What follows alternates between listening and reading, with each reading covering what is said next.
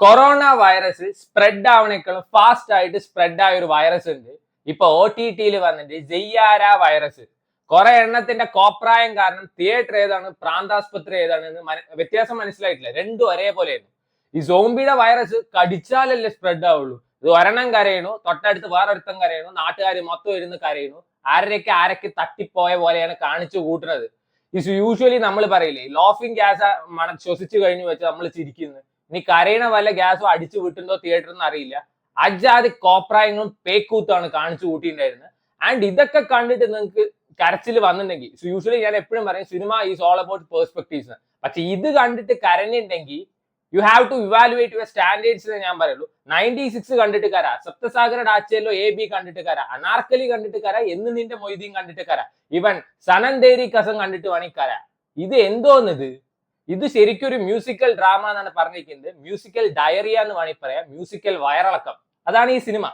So നെറ്റ്ഫ്ലിക്സിലാണ് ഇപ്പോൾ stream ചെയ്യുന്നത്. ഈ സിനിമ ടാർഗറ്റ് ചെയ്യുന്നത് ഒരു ഗ്രൂപ്പ് ഓഫ് ഓഡിയൻസിനാണ്, സിംഗിൾസ് അല്ല. അവര് പറയും എന്നടാ അപരാധം പണി വെച്ചിരിക്കുക പറഞ്ഞിട്ട് അവര് പോകും. കപ്പിൾസ് ഒട്ടും അല്ല. ഹാർട്ട് ബ്രേക്ക് അല്ലെങ്കിൽ ഹൃദയ വേദനയിൽ ഉള്ളവരാണോ നിങ്ങൾ? ഡിപ്രഷൻ, ലവ് ഫെയിലിയർ ഉള്ളവരാണോ നിങ്ങൾ?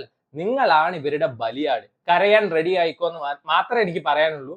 അവരെ മാത്രം ടാർഗറ്റ് ചെയ്ത് ഇറക്കിയിരിക്കുന്ന ഒരു സിനിമയാണ്. ആൻഡ് ഈ സിനിമ തുടങ്ങുന്ന സമയത്ത് എനിക്ക് അത്യാവശ്യം നന്നായിട്ടാണ് തോന്നിയിരിക്കുന്നത്. അതായത് പോയറ്റിക് ആയിട്ടുള്ള കുറച്ച് ഡയലോഗ്സ്, ഭയങ്കര പോയറ്റിക് ആണ്. ഇരുന്ന് സബ് ടൈറ്റിൽ വായിച്ചാലേ മനസ്സിലാവുള്ളൂ. ഹിന്ദി ഭാഷയിൽ മാത്രമേ അവൈലബിൾ ആയിട്ടുള്ളൂ. സോ ഹിന്ദി അറിയാത്തവര് നിങ്ങൾ രക്ഷപ്പെട്ടു എന്ന് വേണമെങ്കിൽ പറയാം. പിന്നെ അവർ ഇറ്റാലിയൻ ഭാഷയിലും അതേപോലെ തന്നെ ബ്രസീലിയൻ ലാംഗ്വേജിലൊക്കെ ഇറക്കിയിട്ടുണ്ട്. ആർക്ക് കണ്ട് മാനത്ത് നോക്കിയിരിക്കാനാണെന്ന് അറിയില്ല. പിന്നീട് ആഫ്റ്റർ 6 months പറഞ്ഞിട്ട് എഴുതി കാണിക്കുന്നുണ്ട്. അവിടെയാണ് നമ്മുടെ നായകന്റെ എൻട്രി. 6 മാസം ബ്രേക്കപ്പ് ആയിട്ട് ആ ഡിപ്രഷനിൽ ഇരിക്കുന്ന നായകൻ കഞ്ചാവ് കത്തിച്ച് വലിക്കുന്ന കണ്ടിട്ട് ഇംപ്രസ് ആവുകയാണ്. അപ്പോഴത്തന്നെ എനിക്ക് മനസ്സിലായി ഈ സിനിമയുടെ standard cringe cringe cringe cringe at it score ആയിരിക്കുന്നത്. സോ നമ്മുടെ ഇന്ത്യൻ മാർക്കറ്റിൽ ഹാർലിയുടെ ഏറ്റവും അഫോർഡബിൾ ആയിട്ടുള്ള എഡിഷൻ എന്താണ് X440, അതാണ് ഇതിലുള്ള ബൈക്ക്.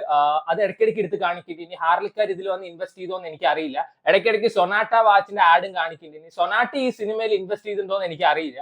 എല്ലാം അങ്ങനെ എടുത്തെടുത്ത് കാണിക്കുന്നുണ്ട് അഡ്വർടൈസ്മെന്റ് എന്നുള്ള രീതി.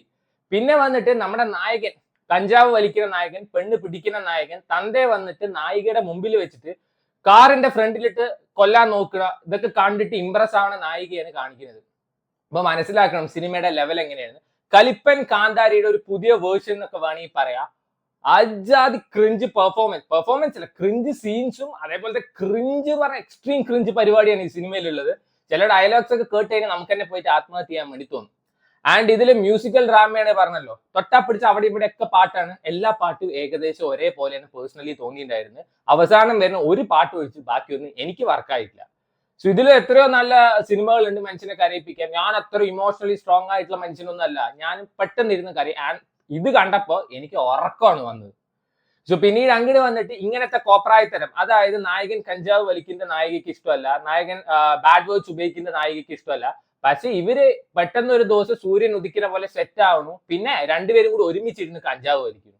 എന്തോ തടേ ഇത്. പിന്നെ ഇങ്ങനത്തെ ഒരു സ്റ്റോറി ആകുമ്പോൾ ആരെങ്കിലും ഒരാൾ ചാവണമല്ലോ, അല്ലെങ്കിൽ എന്തെങ്കിലും ഒരു ട്രാജഡി വരണം, നല്ല ട്രോമയും ഇമോഷൻസും കുത്തിക്കേറ്റിട്ട് ഇങ്ങനെ കുറെ പേക്കൂത്ത് കാണിക്കാൻ വേണ്ടി പറ്റുള്ളൂ. ലവ് പറയുന്ന സാധനം ക്ലീശയാണ്, ക്രിഞ്ചാണ്, എല്ലാ തേങ്ങയാണ്. But at the end of the day this is കോപ്രായം. ദിസ് ഇസ് പ്യുവർ കോപ്രായം എന്ന് വേണമെങ്കിൽ പറയാം.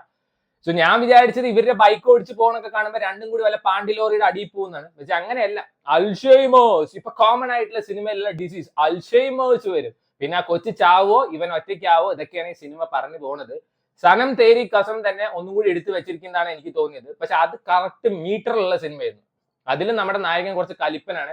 പക്ഷെ ഹർഷവർദ്ധൻ റാണയൊക്കെ കറക്റ്റ് മീറ്റർ പിടിച്ച് അഭിനയിച്ചുകൊണ്ട് അതൊരു ക്ലാസിക് പടം എന്നൊക്കെ വേണമെങ്കിൽ പറയാം. ഇതൊരു അപരാധം പിടിച്ച പടം എന്നൊക്കെ വേണമെങ്കിൽ പറയാം. ഇതും കണ്ടിട്ട് കരഞ്ഞ് മെഴുകണ കുറെ ആൾക്കാരുണ്ടാവും. എനിക്ക് ഭയങ്കര ഓവർ റേറ്റഡ് ആയിട്ടുള്ള ഒരു പടം തോന്നിയത്. എത്ര 600 കോടിയാ 300 കോടി എത്ര കോടി കളക്ഷൻ ഒക്കെ കിട്ടിയിട്ടുണ്ട്.